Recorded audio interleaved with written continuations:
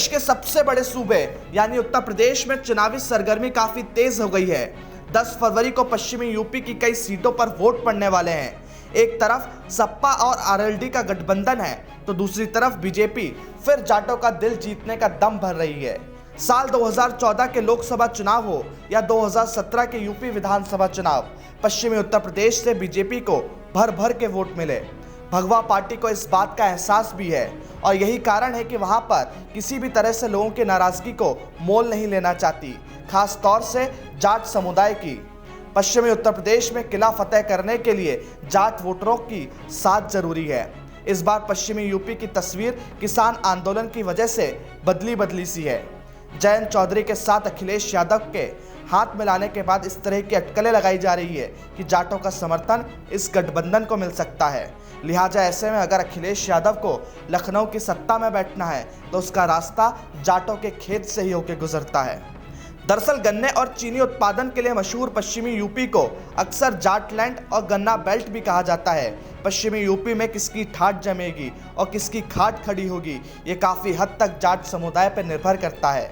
पश्चिमी यूपी में 18 जिलों की 80 सीटों पर जाट की भूमिका निर्णायक होगी। पश्चिमी यूपी की आबादी के लिहाज से देखें तो यहाँ 30% मुस्लिम, 25% दलित और इसके अलावा 20% जाट हैं। न सिर्फ आबादी के लिहाज से बल्कि सामाजिक और सियासी दृष्टि से भी जाट बेहद ही प्रभावशाली रहे हैं। 2014, 2017 और 2019 के चुनाव परिणाम और पोस्ट पोल सर्वे के आंकड़ों को देखा जाए तो ये साफ हो जाता है कि वेस्ट यूपी में जो बीजेपी की ठाठ बनी है उसके पीछे असल में जाटों का बहुत बड़ा योगदान है।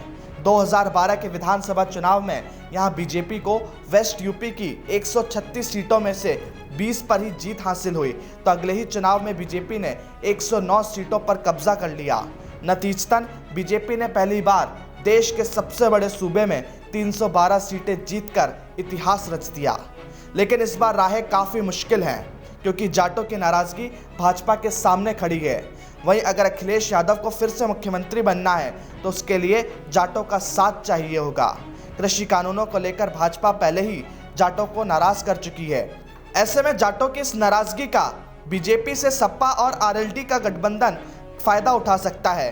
हालांकि बीजेपी ने इस कानून को वापस लेकर चुनाव में नया दांव खेला है, लेकिन चुनाव के सियासी पंडितों का कहना है कि अब बीजेपी के लिए बहुत देर हो चुकी है। दूसरा पहलू ये भी है कि पश्चिमी यूपी में यादव वोट बैंक मुस्लिम और जाट वोटों से काफ़ी कम है। आरएलडी की पैठ पहले से ही जाटों में है जिससे अखिलेश को फायदा होना तय है। यानी कुल मिलाकर साफ है कि जयंत चौधरी अखिलेश यादव के लिए मजबूरी भी है और ज़रूरत भी। Bureau report, the fact India.